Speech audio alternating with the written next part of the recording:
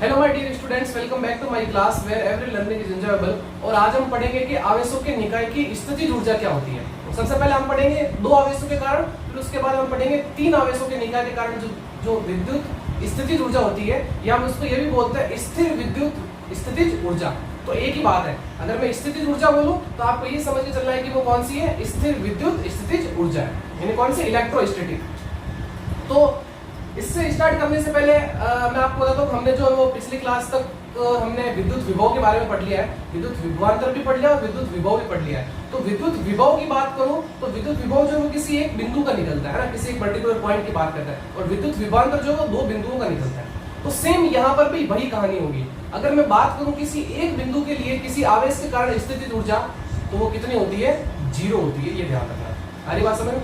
एक एकल आवेश के कारण, अगर आई बात समझ में, एकल आवेश के कारण किसी बिंदु पर स्थितिज ऊर्जा परिभाषित नहीं है।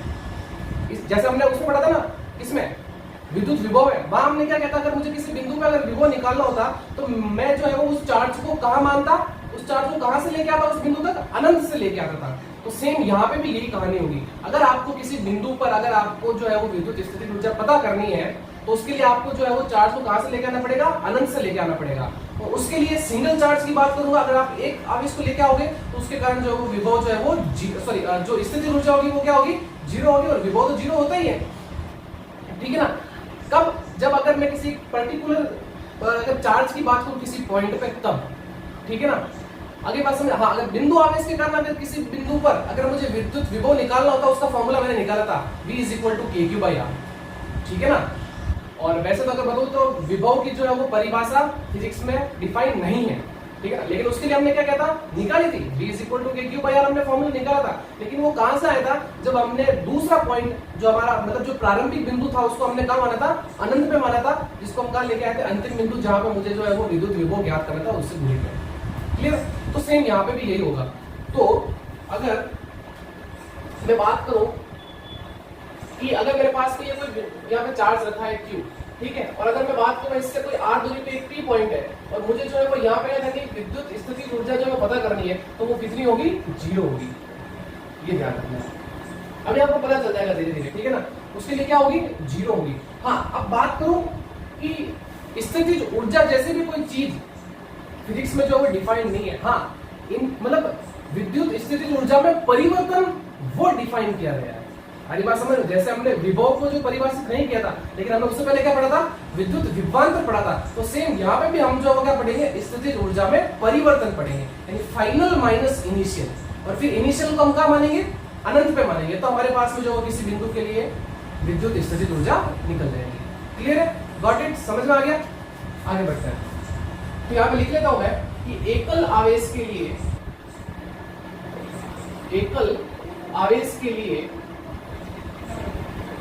स्थिर विद्युत स्थितिज ऊर्जा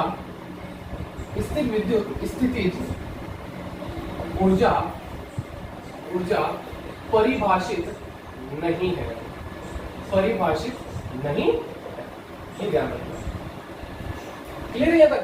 अब बात करते हैं, अगर मैं एक और चार्ज को लेके आ जाऊं, अरे बस हम क्या पढ़ रहे हैं, दो आवेशों की निकाय की स्थितिज ऊर्जा।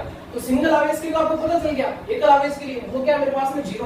तो दो आवेश की बात करते हैं, तो मान लो मेरे पास में एक पॉइंट यहाँ है और एक पॉइंट यहाँ है, ये बिंदु A है और ये बिंदु B है, ठीक है। और यहाँ पे जो ये दो चार्ज रखे, एक चार्ज यहाँ Q1 रखा है, एक चार्ज Q2 लगा। ये कहाँ रखे, अनंत पे रखे हैं। किस जगह रखे, अनंत पर रखे। अब मैं क्या कर रहा हूँ, पहले तो मैं इसको लेके आ रहा हूँ इस पॉइंट पे, और इसको लेके आ रहा हूँ इस पॉइंट पे, और इनके बीच की दूरी कितनी है, वो है मेरे पास में R डिस्टेंस। इनके बीच की दूरी कितनी है, इनको मैंने क्या किया, अनंत से लेके आके दो बिंदुओं पे रख दिया, और उनके बीच की डिस्टेंस मुझे पता है वो कितनी है, R डिस्टेंस है। क्लियर? तो कहानी ये कहती है कि जो अगर, अब मैं पहले ये सुनिए कि अगर मैं इसको यहां से यहां लेके आऊंगा तो मुझे क्या करना पड़ेगा, वर्क करना पड़ेगा, और आपको पता है यानी कार्य करना पड़ेगा। और आपको पता है कि अगर किसी भी निकाय पे अगर आप कुछ कार्य करते हो, तो वो जो आपका कार्य है वो कैसे संचित हो जाता है, वो ऊर्जा की फॉर्म में संचित हो जाता है। उसी को हम क्या बोलते हैं, स्थितिज ऊर्जा। तो जो हम इस पे जो कार्य करेंगे इस चार्ज पे, तो किस फॉर्म में जो है वो संचित हो जाएगा, वो हो जाएगा स्थितिज ऊर्जा के रूप में संचित हो जाएगा। और उसी को हम क्या बोलेंगे, इन दोनों आवेशों की निकाय की स्थितिज ऊर्जा। क्लियर? तो अब ध्यान से देखो, तो इसको हम कुछ इस तरीके से लिखते हैं कि u final minus u initial is equal to किया गया कार्य, और इसको हम कहां मानेंगे? अनंत पे मानेंगे। आधी बात समझ में? इनिशियल जो है मेरे पास में ui को बोल देता हूं मैं, ये जो ui है ये मेरे पास में कहां है? अनंत पे। तो जो मेरे पास में u फाइनल आएगा वो किसके बराबर होगा? किए गए कार्य के बराबर होगा। आधी बात समझ में? ये कहां पे मेरे पास में? अनंत पे। क्लियर? अब ध्यान से सुनो। अब सबसे पहले मैं क्या करूंगा? Q1 को लेके आऊंगा। तो Q1 को लाने के लिए मुझे कितना कार्य करना पड़ेगा? 0। अभी जस्ट मैंने समझाया था, देखो कैसे। जब मैं Q1 को यहाँ पे लेके आऊंगा तो मुझे ये बताइए कि इस बिंदु के आसपास कोई मतलब कोई चार्ज था क्या? कोई आवेश था क्या? नहीं ना। अगर कोई आवेश नहीं था तो उसके कारण इस बिंदु पे कोई विद्युत क्षेत्र भी नहीं होगा। अगर विद्युत क्षेत्र नहीं होगा तो उस बिंदु पे विद्युत विभव नहीं होगा। बिकॉज क्यों? क्योंकि वहां पे तो चार्ज तो है नहीं ना उसके आसपास। अगर चार्ज होगा तो विद्युत विभव होगा। तो इसका मतलब जब आप Q1 चार्ज को यहाँ पे लेके आओगे तो यहाँ पे कोई भी विद्युत क्षेत्र नहीं है। अगर कोई विद्युत क्षेत्र भी नहीं है तो इसका मतलब इसका कार्य क्या होगा? 0 होगा। और वो कार्य हम कैसे निकालेंगे? आपको पता है कि हमने V इज इक्वल टू पढ़ा है क्या? W by Q। तो यहाँ से जो W होगा वो क्या होगा? Q इंटू V ही तो होगा। अब पहले बात तो हम बात करते हैं क्या इस बिंदु पे कोई विभव है? नहीं है। इस बिंदु पे विभव नहीं है तो मेरे पास में क्या होगा? कार्य क्या है? 0 होगा। तो इसका मतलब हम यहाँ पे लिखता हूं आवेश Q1 को आवेश Q1 को बिंदु A तक लाने में, इसको ऐसा लिखा होगा, आवेश Q1 को अनंत से लिखते हैं ना, अनंत से बिंदु A तक लाने में किया गया कार्य। तो देखो क्या होगा मेरे पास में, उसको मैं W1 नाम दे देता हूं। तो किसको लेके आ रहे हो? Q1 को लेके आ रहे हो, मल्टीप्लाई V कहां पर? बिंदु A पर विभव, बिंदु A पर विभव। और बिंदु A पर विभव क्या है? 0 है। बिकॉज कोई चार्ज ही नहीं है पहले से यहाँ पे। आधी बात समझ में? जब इसको यहाँ पे लेके आ रहे हैं तो यहाँ कोई चार्ज ही नहीं है। चार्ज नहीं, इसका मतलब वहां पे विभव क्या है? 0 है। तो इसका मतलब यहाँ से जो वर्क निकल के आया, यानी जो कार्य निकल के आया वो क्या है? 0। तो वो मैंने यहाँ पे पहले ही बताया था आपको। अगर सिंगल चार्ज की बात करेंगे तो यहाँ पे कोई वर्क नहीं होगा, 0 होगा। अब देखना, अब जब आप Q2 को लेके आओगे ना तो आपको वर्क करना पड़ेगा। देखो कैसे। जब आप Q2 को यहाँ लेके आ रहे होंगे तो इसको सबसे पहले इसके विभव का सामना करना पड़ेगा यहाँ पे। और एक और कि जब ये चार्ज यहाँ पे आएगा, यानी पहले तो मैं Q1 को लेके आ गया यहाँ पे, अब मैं किसको लेके आ रहा हूँ? Q2 को लेके आ रहा हूँ। तो आपको पता है कि जब दो चार्ज किसी दूरी पे रखे हुए होते हैं तो उनके मध्य एक कौन सा बल लगता है? विद्युत बल लगता है। और वो बल, अगर मैं मानता हूँ कि अगर ये क्या है? पॉजिटिव चार्ज है, तो ये चार्ज इस पे फोर्स लगाएगा और इसको इस तरफ भगाएगा। आगे बात समझिएगा, पॉजिटिव है तो उसको दूरी तो जाएगा, पॉजिटिव रिपेल करते हैं। तो जब ये इधर जाएगा और हम इसको यहाँ से इस तरफ लेके आ रहे हैं, यानी फोर्स इधर लगाएगा और इसको इधर लेके आएगा, हमें वर्क तो करना पड़ेगा ना। बिकॉज नहीं तो ये फिर क्या होगा? आगे से चलता रहेगा। आगे बात समझो, हमें क्या करना पड़ेगा? इसके अगेंस्ट वर्क करना पड़ेगा, इसके विरुद्ध कार्य करना पड़ेगा। लेकिन कार्य तो करना ही पड़ेगा ना। अब वो देखो वो कार्य क्या होगा, तो यहाँ पे लिखता हूं आवेश Q2 को बिंदु, आवेश Q2 को अनंत से बिंदु B तक लाने में किया गया कार्य,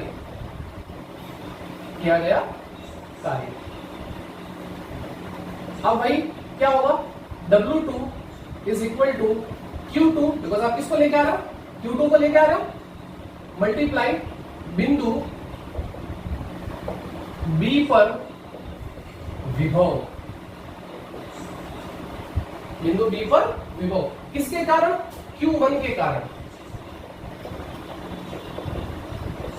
बिकॉज ये इसके कारण विभव बनेगा ना। आपको पता है ना, किसी चार्ज, किसी बिंदु आवेश के कारण किसी बिंदु पर r दूरी पर स्थित किसी बिंदु पर विद्युत विभव क्या होता है? KQ/R। तो यहाँ पे हो जाएगा मेरे पास में W2 इज इक्वल टू ये तो मेरे पास में Q2 multiply K Q1 upon R। तो जो मेरे पास में W2 जो निकल के आया वो आया मेरे पास में क्या? K Q1 Q2 upon R। आगे बात समझ में? नाउ अब अगर बात करूं मैं कुल कार्य की, अगर मैं बात करूं कुल कार्य की, तो देखो कुल कार्य क्या होगा, कुल कार्य क्या होगा कि जो मेरे पास में W है वो क्या हो जाएगा W1 plus W2। So W is equal to W1 कितना है 0, W2 कितना है K Q1 Q2 upon R। Clear? So मेरे पास में W इज इक्वल टू आ जाएगा K Q1 Q2 upon R, और यही जो किया गया कार्य है वो किसकी रूप में संचित हो जाएगा, स्थितिज ऊर्जा के रूप में संचित हो जाएगा। तो ये है दो आवेशों के निकाय की स्थितिज ऊर्जा। फॉर्मूला क्या है K Q1 Q2 upon R। अगली बात समझ में? तो आपको देखो कुछ फॉर्मूले सेम लग रहे होंगे। जैसे अगर मैं बात करूं विद्युत बल की, तो फॉर्मूला क्या था दो आवेशों के मध्य विद्युत बल का K Q1 Q2 upon R square, और यहाँ क्या फॉर्मूला है K Q1 Q2 upon R। इस तरीके से अगर मैं बात करूं विद्युत क्षेत्र और विद्युत विभव के फॉर्मूले की बिंदु आवेश के कारण, तो विद्युत क्षेत्र का फॉर्मूला था क्या K Q by R square, और विद्युत विभव का फॉर्मूला था क्या K Q by R। तो काफी सारे रिजल्ट देखो ये एक दूसरे से मैच करते हैं। बस यहाँ ध्यान रखना कि कोई गड़बड़ ना हो जाए। आप यहाँ पे R स्क्वायर मत कर लेना, नहीं तो वो फोर्स का फॉर्मूला हो जाता है। क्लियर है ना? तो अब लेते हैं हम एक एग्जांपल। ठीक है, देखो क्या बोला है कि दो प्रोटॉन जो है वो 6 × 10⁻⁻15 मीटर की दूरी पर स्थित है। प्रोटॉनों की स्थितिज ऊर्जा का मान जो है आपको क्या करना है, जूल में ज्ञात करना है। और सबसे पहले तो बात करें, अगर दोनों प्रोटॉन है तो इसका मतलब दोनों पे आवेश जो है वो क्या होगा, समान होगा। वो कितना होगा आवेश आपको पता है 1.6 × 10⁻⁻19 कूलम। और अगर इलेक्ट्रॉन होते तो माइनस आ जाता, सीधी सी बात है, -1.6 × 10⁻⁻19। और दोनों जो किस दूरी पर रखे हैं 6 × 10⁻⁻15 मीटर। अब भाई आपको क्या निकालना है, स्थितिज ऊर्जा। So U is equal to K Q1 Q2 upon R। So U equal to K की वैल्यू आपको पता है 9 × 10⁻9, Q की वैल्यू 1.6 × 10⁻19, और Q2 की भी वैल्यू यही है 1.6 × 10⁻19। Clear? And now divided by R। R कितना है मेरे पास में 6 × 10⁻15। तो जब आप इसको सॉल्व करोगे तो आपका आंसर आ जाएगा किसमें, जूल में। ये काम आपको करना है, ये काम मुझे नहीं करना।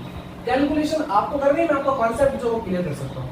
मान लो अगर आपको ये जो है वो स्थितिज ऊर्जा इलेक्ट्रॉन वोल्ट में पूछ ले, तो आपको पता है कि 1 इलेक्ट्रॉन कितना होता है 1.6 × 10⁻19। क्या करो उससे डिवाइड करो, आपके पास इलेक्ट्रॉन वोल्ट में जो है आंसर आ जाएगा। क्लियर है? सो समझ में आ गया आपको कि दो आवेशों के निकाय की स्थितिज ऊर्जा क्या होती है, वो होती है K Q1 Q2 upon R। तो ये था कॉन्सेप्ट विद्युत स्थितिज ऊर्जा का। तो पहले बता देता हूँ, विद्युत स्थितिज ऊर्जा जैसे कोई चीज डिफाइन नहीं है फिजिक्स में। अगर जब आप किसी मतलब जब अगर आप चार्ज को कहां से अनंत से लेके आते हो दो चार्ज को, तो उनके बीच की स्थितिज ऊर्जा जो है हम पता कर सकते हैं। ठीक है ना? अगर किसी पर्टिकुलर एक चार्ज की बात करूं, एकल आवेश की बात करूं, तो उसके लिए जो विद्युत स्थितिज ऊर्जा संभव नहीं है। ठीक है, तो फटाफट इसका स्क्रीनशॉट लीजिए, फिर हम आगे बढ़ते हैं। तो स्टूडेंट्स अब हम जो है आगे बढ़ते हैं। हमारा अगला टॉपिक जो है तीन आवेशों के निकाय की स्थितिज ऊर्जा। यानी इससे पहले जो हमने पढ़ा दो आवेशों के निकाय की स्थितिज ऊर्जा, वो मेरे पास में निकल के आई K Q1 Q2 upon R। अब बात करते हैं कि हमारे पास में अगर तीन आवेश हो तो उनके निकाय की स्थितिज ऊर्जा क्या होती है। और आपके सिलेबस में भी एक तो दो आवेशों के कारण है और एक तीन आवेशों के कारण है। वैसे अगर आप तीन का निकाल लोगे ना तो आप चार का भी निकाल सकते हो, 5 आवेशों के लिए निकाल सकते हो, 6 आवेशों के लिए भी निकाल सकते हो, n आवेशों के लिए भी निकाल सकते हो। तो पहले अपन ये पढ़ते हैं इसको। ठीक है ना?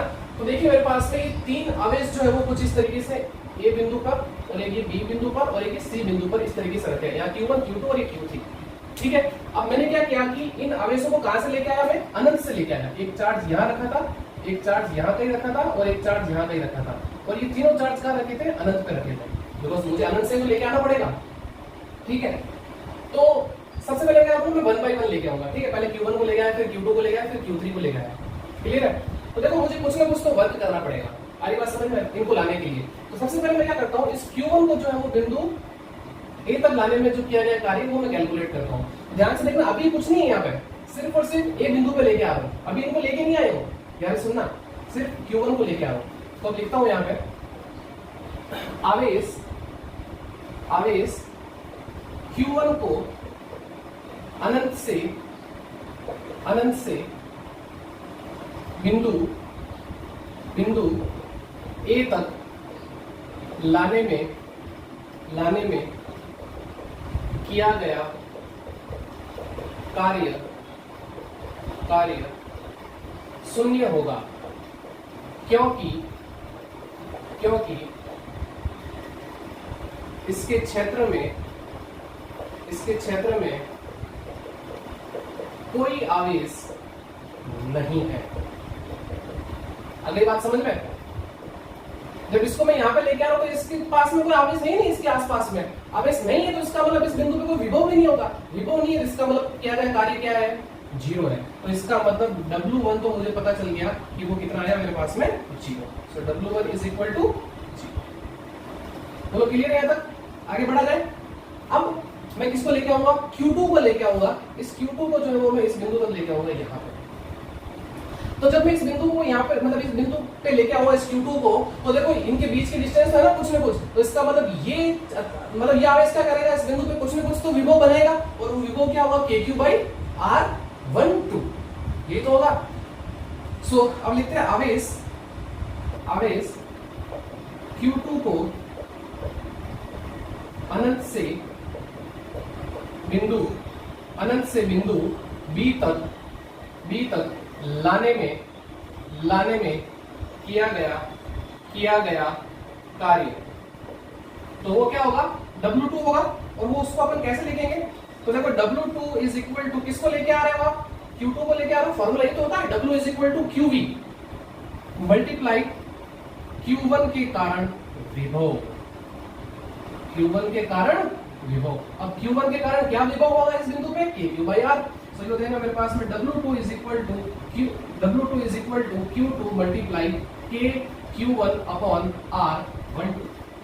सो इसको मैं ऐसा लिख सकता हूं, W2 is equal to KQ1 Q2 upon R12, equation number 2। Clear है यहाँ तक? अब मैं जो है वो इस चार्ज Q3 को जो है वो यहाँ पे लेके आ रहा हूं। अब ध्यान से देखना, ये सबसे इंपॉर्टेंट है। आवेश Q3 को बिंदु अनंत से बिंदु C तक लाने में किया गया कार्य। अब Q3 को अपन जो है वो अनंत से लेके आ रहे हैं C तक, तो ध्यान से देखना, जब ये चार्ज यहाँ आएगा इस पॉइंट पे, तो देखो इसको किस का विभव देखने को मिलेगा, एक तो इस चार्ज के कारण और एक इस चार्ज के कारण। बोलो, जब अगर मैं इस Q2 को लेके आया था तो इसको किसका सामना करना पड़ा, इस Q1 के विभव का। तो जब Q3 यहाँ पे आएगा तो देखो एक ये भी तो इस बिंदु पे विभव लगाएगा, और ये भी क्या करेगा, इस बिंदु पे विभव लगाएगा। मतलब इन दोनों आवेशों के कारण क्या होगा, इस बिंदु पे विभव जरूर होगा। तो अपन यहाँ पे लिखते हैं कि जो किया गया जो कार्य होगा उसको मैं लिखता हूँ W3 से, तो वो क्या होगा मेरे पास में, किसको लेके आ रहा हूँ, Q3 को। अब यहाँ लिखूंगा मैं Q1 व Q2 के कारण विभव। आरी बात समझ में, Q1 व Q2 के कारण विभव। तो देखो उसको अपन कैसे लिखेंगे, सो W3 is equal to Q3, और फिर हो जाएगा Q1 के कारण विभव क्या होगा, KQ1। यहाँ से देखो यहाँ तक के बीच की डिस्टेंस क्या है, R31, फिर प्लस KQ2, और Q2 के कारण इस बिंदु पे विभव क्या है, सॉरी यहाँ की दूरी क्या है, R23। तो देखो मेरे पास में KQ2 अपॉन R23। क्लियर है यहाँ तक? सो अब इसको मल्टीप्लाई कर देता हूँ अंदर। सो W3 is equal to KQ1 Q3, या ऐसा लिख लो आप, Q3 Q1 कोई फर्क नहीं पड़ता है, आप पहले लिखो बाद में लिखो, उसको कोई फर्क नहीं पड़ता है। सो R31 plus KQ2 Q3 upon R23, तो ये आया मेरे पास में वर्क डन। आगे बात समझ में, इसको दे देता हूँ इक्वेशन नंबर। क्लियर है? अब बात करते हैं अपन क्या, कुल कार्य की। ठीक है, अब बात करता हूं मैं किसकी, कुल कार्य की। सो कुल कार्य मेरे पास में क्या होगा, W is equal to W1 plus W2 plus W3। Clear? So W is equal to, ये तो हो जाएगा मेरे पास में क्या, 0 प्लस Q2 सर W2, तो W2 के लिए मेरे पास में क्या दे रखा है, KQ1 Q2 upon R12 plus W3 ये है मेरे पास में KQ2 Q3 upon R23 plus KQ3 Q1 upon R31। मैंने क्या किया, इसको पहले लिख लिया, इसको बाद में लिख लिया, प्लस में कोई फर्क नहीं पड़ता है। मैंने इसलिए किया ऐसा, देखो KQ1 Q2 Q3 और Q3 Q1, तो एक तरह से क्या बन गई, साइकिल बन गई, एक चक्र बन गया ना, और ये तो 0 आ जाएगा, इसको हटा दूं मैं यहाँ से। तो जो ये किया गया कार्य है वो किसके बराबर हो गया, स्थितिज ऊर्जा के बराबर हो चुका। तो ये है मेरे पास में क्या, 3 आवेशों के निकाय की स्थितिज ऊर्जा। क्लियर? मान लो अब अगर मेरे पास में 4 आवेश होते हैं, है ना। एक आवेश मान लो मैंने यहाँ कहीं रख दिया आपका, एक आवेश मैंने यहाँ कहीं रख दिया होता Q4। अब बताओ कितनी स्थिति ऊर्जा होगी। तो देखो 3 तक तो यही रहेगा, जब चौथा चार्ज आएगा ना तो इस चार्ज को किस किस के विभव का सामना करना पड़ेगा, एक तो इसके विभव का, एक इसके विभव का और एक इसके विभव का। तो साथ में क्या ऐड हो जाएगा यहाँ पे देखो, K Q1 Q4 upon R14, K Q2 Q4 upon R24 और फिर इसके लिए हो जाएगा मेरे पास K Q3 Q4 upon R34। आगे बात में कैलकुलेट कर सकते हैं, बहुत इजी है। अगर 5 अगर मान लो एक और चार हो जाए 5, तो चार्ज के लिए मतलब 4 के लिए नहीं होगा और 5 के लिए क्या करेंगे, सभी के कारण जो विभव होगा सबको ऐड कर देंगे। तो बहुत सिंपल है। आगे बात में तो इस तरीके से आप एक ट्रिक या अपने हिसाब से भी जो है वो याद कर सकते हो इसको। क्लियर है यहाँ तक? आगे बढ़ा जाए तो समझ में आ गया ना ये चीज। नाउ नेक्स्ट एग्जांपल हमारा देखो क्या है, इससे रिलेटेड है मेरे पास में कि एक आपको ट्रायंगल दे रखा है, ठीक है ना। यहाँ चार्ज रखे हैं -4q + q और ये +2q। तो इस चार्ज को मैं नंबर 1 दे देता हूँ, इस चार्ज को मैं नंबर 2 दे देता हूँ और इस चार्ज को मैं नंबर 3 दे देता हूँ।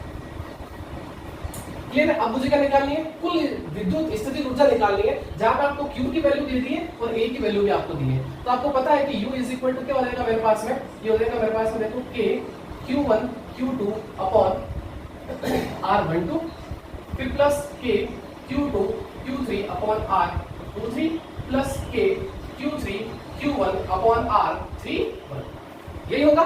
अब वही बात करते हैं, इसको मैं Q1 दे देता हूँ, इसको Q2 दे देता हूँ, इसको Q3 दे देता हूँ, सारी वैल्यूज याद रख लो। सो U = K Q1 मेरे पास में क्या है -4Q। अच्छा मैं यहाँ पे लिख देता हूँ एक चीज कि Q1 Q2 और Q3 को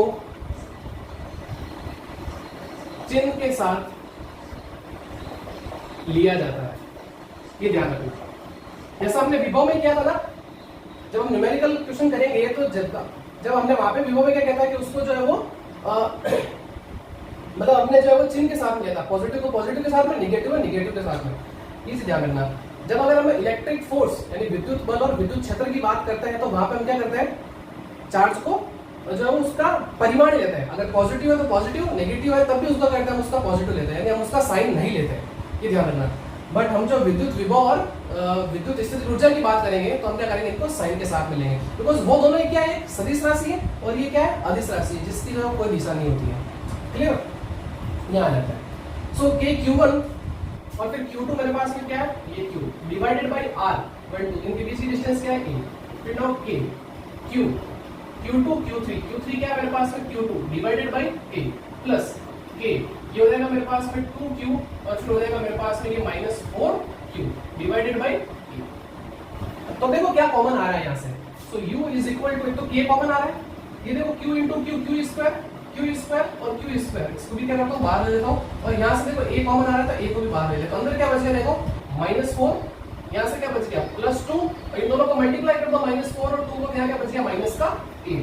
सो U = K Q square upon A। अच्छा ऐसा करते वैल्यू रख लेते हैं इनकी, है ना। तो देखो K की वैल्यू आपको पता है क्या होती है, 9 × 10⁻9 Q स्क्वायर। तो Q स्क्वायर मतलब कितना, 10⁻7। 1 को तो भूल जाओ, 1 को मतलब ही नहीं है। तो क्या हो जाएगा मेरे पास में 10⁻14 मल्टीप्लाई, ये देखो कितना -8 और -4 माइनस का 12 में से 2 चला जाएगा, बीच कितना बच गया मेरे पास में 10 डिवाइडेड बाई A की वैल्यू कितनी 0.1, 0 लिखो तो कोई फर्क नहीं पड़ता है। ये क्या आ गया मेरे पास में 0.1। तो अब क्या करता हूँ, यहाँ से इस पॉइंट को हटाएंगे और ये 10 जो है वो ऊपर लगा देंगे। सॉरी ये माइनस का 10 है, ध्यान रखना, ये क्या है माइनस का 10 है। क्लियर? बिकॉज देखो -12 और +2 तो -10 बचेगा। ठीक है, U = इस माइनस को मैं पहले ही बाहर ले लेता हूँ और ये पॉइंट हटा के 0 मैंने ऊपर लगा लिया। ठीक है, तो देखो कितना हो गया 9, तो ये हो ही गया मल्टीप्लाई, ये देखो 9 इसकी पावर 1 10 और 11 और ये -14, तो 11 में से 14 माइनस हो गया तो पीछे कितना बच गया मेरे पास में 10 की पावर -3 जूल। ये है मेरे पास में स्थिति ऊर्जा। तो इसी तरीके से जो है हम 3 आवेशों की निकाय की स्थिति ऊर्जा को जो है कैलकुलेट करते हैं। क्लियर है? तो आई होप आपको आज की क्लास से मजा आया होगा और आपको ये भी समझ में आ गया होगा कि दो निकाय की स्थिति ऊर्जा क्या होती है, 3 आवेशों के निकाय की स्थिति ऊर्जा क्या होती है। तो बस सिंपल है, आप जो याद रखना 2 आवेशों के लिए हमने पढ़ लिया क्या था, U = K Q1 Q2 upon R और 3 आवेशों के निकाय की ये। और आपके सिलेबस के अकॉर्डिंग बताऊं तो आपके सिलेबस में 2 आवेशों के निकाय की और 3 आवेशों के निकाय की स्थिति ऊर्जा के बारे में दिया है। सो आई होप आपको आज का वीडियो अच्छा लगा होगा, आपको मजा भी आएगा पढ़ने में। सो मिलते हैं नेक्स्ट वीडियो में, हमारा लास्ट लेक्चर होगा इस चैप्टर का। तो नेक्स्ट लेक्चर में जो है हमारा ये चैप्टर भी खत्म हो जाएगा। ठीक है, तो ऐसे ही हंसते रहिए, मुस्कुराते रहिए। मिलते हैं नेक्स्ट वीडियो में, तब तक thank you and good bye.